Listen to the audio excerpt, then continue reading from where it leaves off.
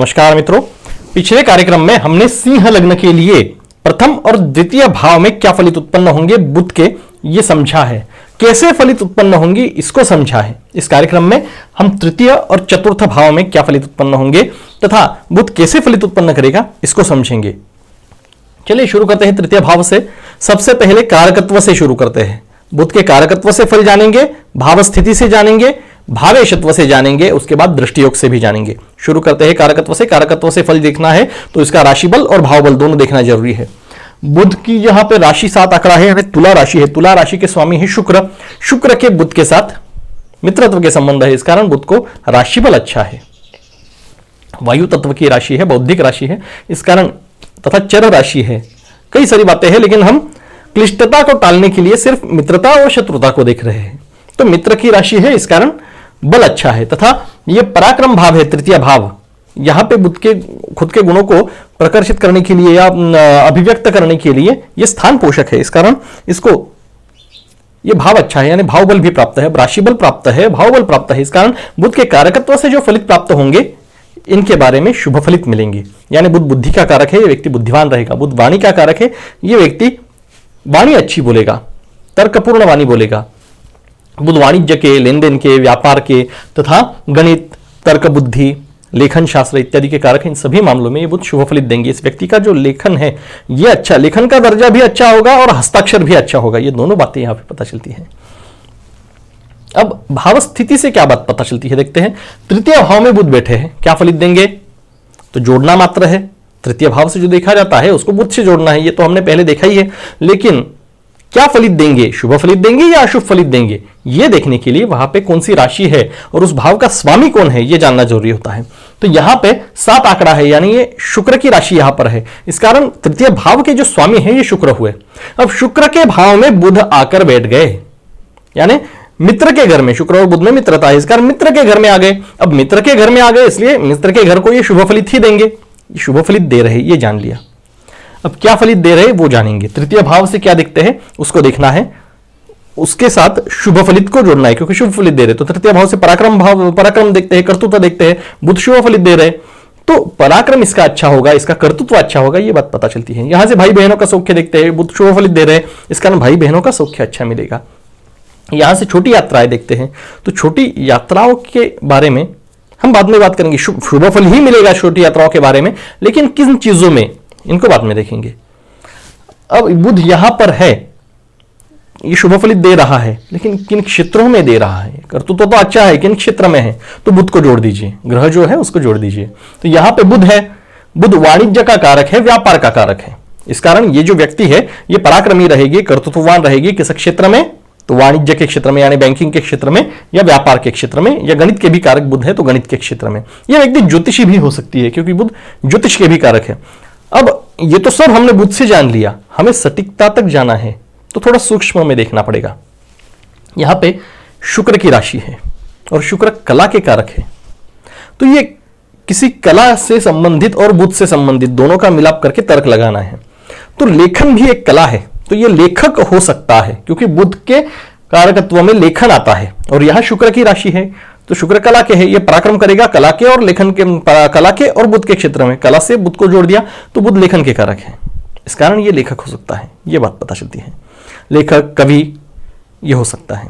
और क्या बातें पता चलती है ये तो हमने जान लिया। यहां से तृतीय भाव से क्या फलित प्राप्त होता है। अब भावेशत्व से क्या फलित प्राप्त होता है ये देखेंगे। बुध एकादश भाव का स्वामी है, एकादश भाव का स्वामी होकर तृतीय भाव में आकर बैठ गया, क्या फलित उत्पन्न होगा? एकादश भाव से लाभ देखा जाता है।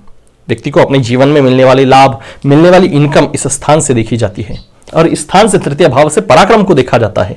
तो जोड़ दो लाभ को पराक्रम से, तो ये जो व्यक्ति है इसको अपने पराक्रम से अच्छे लाभ प्राप्त होंगे, ये बात पता चलती है। यहां से छोटे भाई बहन भी देखते हैं, और लाभ भाव का स्वामी आ गया उस स्थान में, तो छोटे भाई बहनों से इसे लाभ संभव है, ये बात पता चलती है। लाभ आ गया छोटे भाई बहनों के स्थानों पे, यानी छोटे भाई बहनों को भी लाभ संभव है। दोनों बातें हैं, छोटे भाई बहनों को भी लाभ संभव है, किससे? तो बुध के क्षेत्र से, यहां पे बुध है, यानी वाणिज्य व्यापार से। यहां से छोटे भाई बहनों का स्वभाव भी देखा जाता है, इनका स्वभाव भी बुद्ध जैसा होगा, बुद्धिमान होगा, वाणी उनकी अच्छी होगी, ये सारी बातें उनके स्वभाव में होगी। अब यहां का स्वामी है लाभ भाव का, यहां से अगर गिने एकादश भाव के लिए, लाभ भाव के लिए क्या फल देंगे ये जानना है तो 1 2 3 4 और 5वें भाव में आता है, यानी कौन भाव अच्छा भाव है। इस कारण इस व्यक्ति को लाभ अच्छे होंगे, ये बात पता चलती है। कौन भाव शुभ भाव में आता है, केंद्र भावों में प्रयत्न है तथा कौन भावों में भाग्य है। भाग्य से कितना मिलेगा, तो भाग्य से इसे अच्छा लाभ प्राप्त होगा, भाग्य से पराक्रम की प्राप्ति होगी, अच्छा स्टेज मिलेगा कर्तृत्व दिखाने के लिए, ये बात पता चलती है। यहां से ज्येष्ठ भ्राता देखे जाते हैं, उनका स्वामी तृतीय भाव में पराक्रम भाव में आ गया, वो बुध है, इस कारण इसके ज्येष्ठ भ्राता भी पराक्रमी होंगे। किस क्षेत्र में, तो बुध के क्षेत्र में। इसके ज्येष्ठ भ्राता भी व्यापारी या वाणिज्य क्षेत्र से रिलेटेड होंगी, ये बात यहां से पता चलती है। अब ये तो जाना एकादश भाव से, अब हम द्वितीय भाव से क्या बात पता चलती है उसको देखते हैं।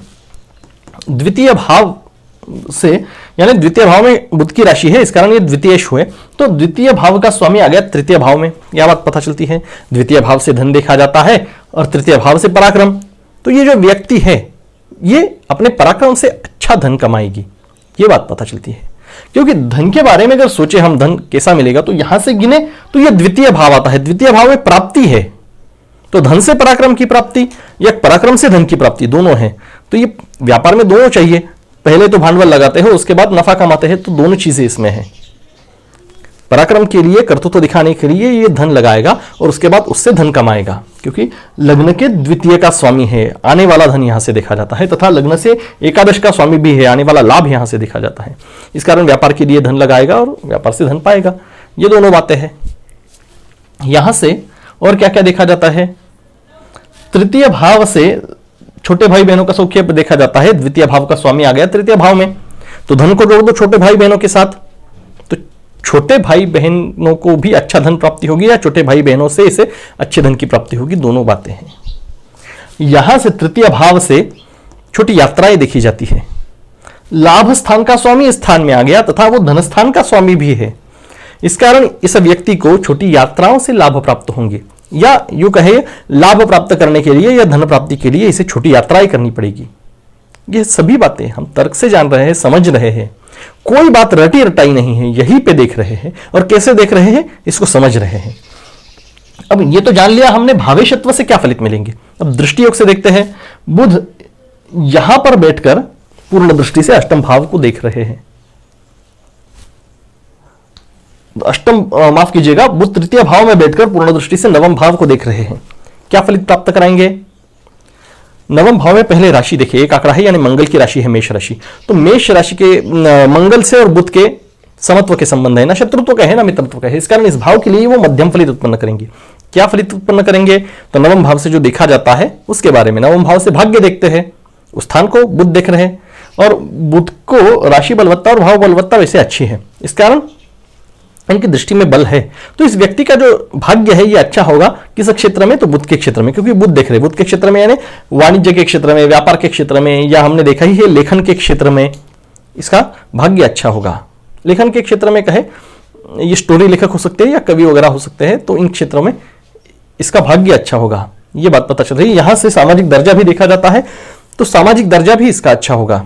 यहां से धार्मिकता भी देखी जाती है और बुध की दृष्टि है पराक्रम भाव से, इस कारण ये व्यक्ति, और बुध जो है ये भक्ति के कारक है, इस कारण ये, और छोटी यात्राओं का स्थान भी है ये, तो ये जो व्यक्ति है धार्मिकता में पराक्रम कुछ करेगा, तो ये धार्मिक होगा, धार्मिक क्षेत्र में कुछ काम करेगा, क्योंकि पराक्रम भाव से वो देख रहे हैं, तथा छोटी यात्रा के स्थान से धार्मिकता के स्थान को देख रहा है, इस कारण ये तीर्थ यात्रा करेगा, धर्म के लिए यात्राएं करेगा, ये बात पता चलती है। बुध भक्ति के कारक है और वो धार्मिकता के स्थान को देख रहा है, इस कारण ये व्यक्ति ईश्वर भक्त होगी, ये बात पता चलती है, ईश्वर पे श्रद्धा रखने वाली होगी, ये बात पता चलती है। कई सारी बातें हैं जानने योग्य, आगे चलते हैं। चतुर्थ भाव में अगर बुध बैठ जाए तो क्या फल देंगे।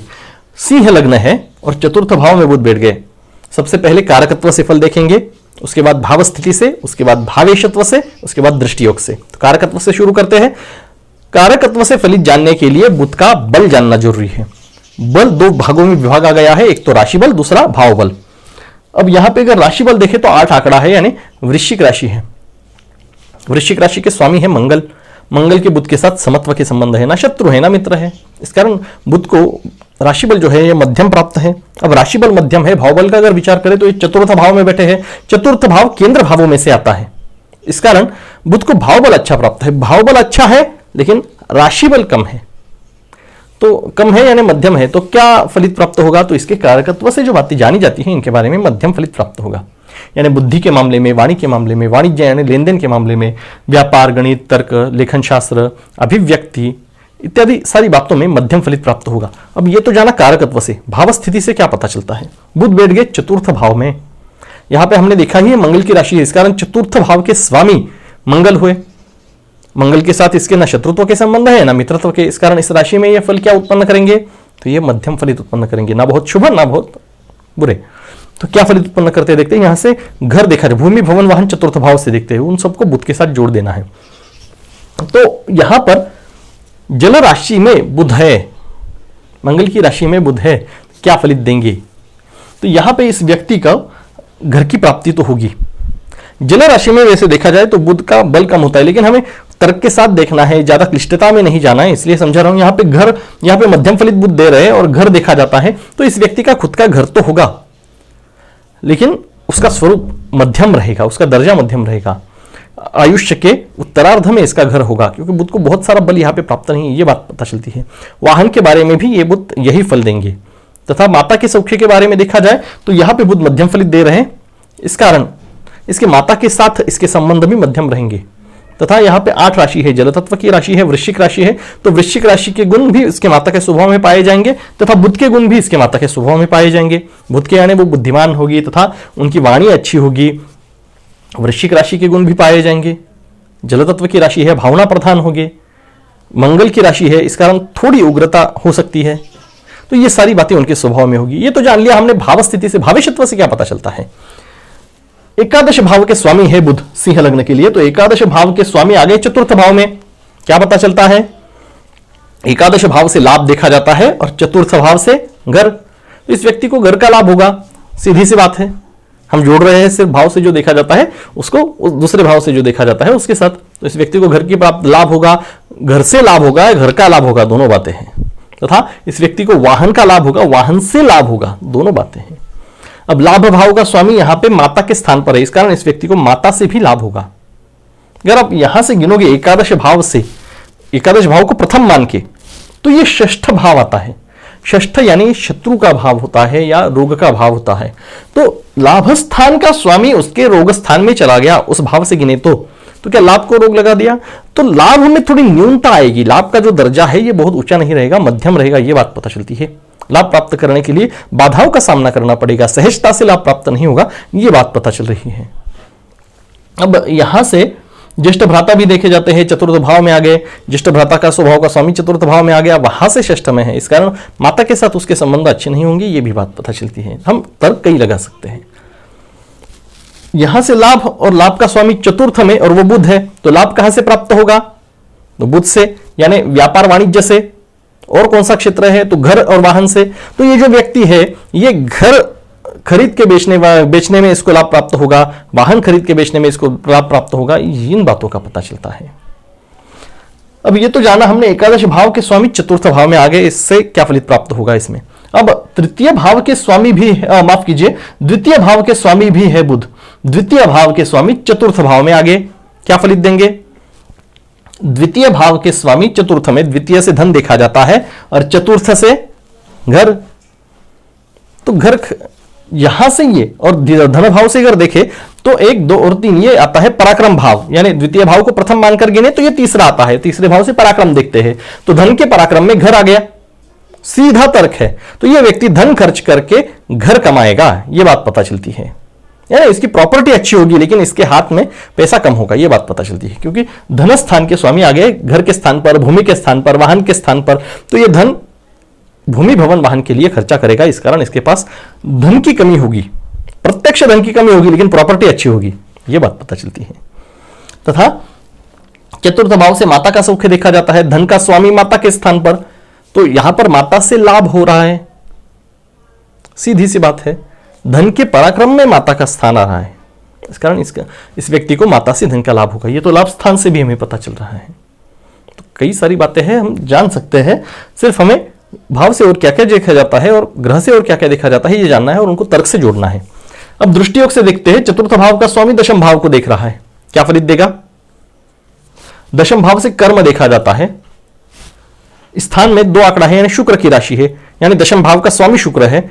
बुध में और शुक्र में मित्रत्व के संबंध है। ये मित्र के घर को देख रहे हैं, इस कारण इस घर के लिए अच्छे शुभ फलित देंगे। ये तो जान लिया। फलित कैसे दे रहे हैं, क्या देंगे, तो दशम भाव से जो देखते हैं उसे बुध के साथ जोड़ दो। दशम भाव से कर्म देखते हैं, कर्म के लिए शुभ फल प्राप्त होंगे। किस क्षेत्र से, तो बुध के क्षेत्र से, यानी व्यापार वाणिज्य से इसे अच्छे कर्मों की प्राप्ति होगी। या ये जो व्यक्ति है ये व्यापार वाणिज्य के क्षेत्र में अच्छे कर्म करेगा। किस क्षेत्र में व्यापार करेगा, ये अगर देखना है तो बुध किस भाव में बैठे हैं उसको देखिए। यहां पे भूमि भवन वाहन देखा जाता है, तो ये जो व्यक्ति है इनसे रिलेटेड, घर भूमि वाहन इनसे रिलेटेड किसी व्यापार में होगा और उसमें अच्छे कर्म करेगा, उससे अच्छे लाभ भी प्राप्त करेगा, अच्छा धन भी कमाएगा, ये बात पता चलती है।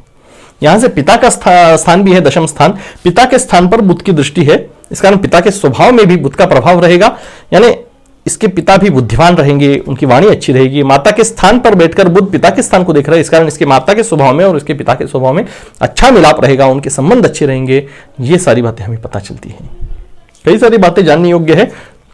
आप अपना ज्ञान आगे भी बढ़ाइएगा। पीछे भी मेरे कुछ वीडियोस हैं, वो देख के बढ़ा सकते हैं या गूगल पे सर्च करके बढ़ा सकते हैं, लेकिन ज्ञान बढ़ाना और प्रैक्टिस करना महत्वपूर्ण है। तो मेरे हर वीडियो देखते चलिए, हर कार्यक्रम देखते चलिए। ये सुनते सुनते भी आपको सब याद रह जाएगा, कोई बात रटने की जरूरत ही नहीं है। अगले कार्यक्रम में हम पंचम और षष्ठ भाव के लिए बुध क्या फल देंगे सिंह लग्न के लिए, इसको जानेंगे। हम 2-2 भाव ही ले रहे हैं क्योंकि समझ में आना महत्वपूर्ण है। मैं क्या बता रहा हूं, क्या फल देंगे वहां पे बुध, इससे ज्यादा कैसे देंगे इसका तर्क समझ में आना महत्वपूर्ण है, इसलिए मैं 2 भाव ही ले रहा हूं। अगर अभी तक चैनल को सब्सक्राइब नहीं किया है तो सब्सक्राइब का बटन जरूर दबाइएगा। आज के लिए इतना ही, नमस्कार।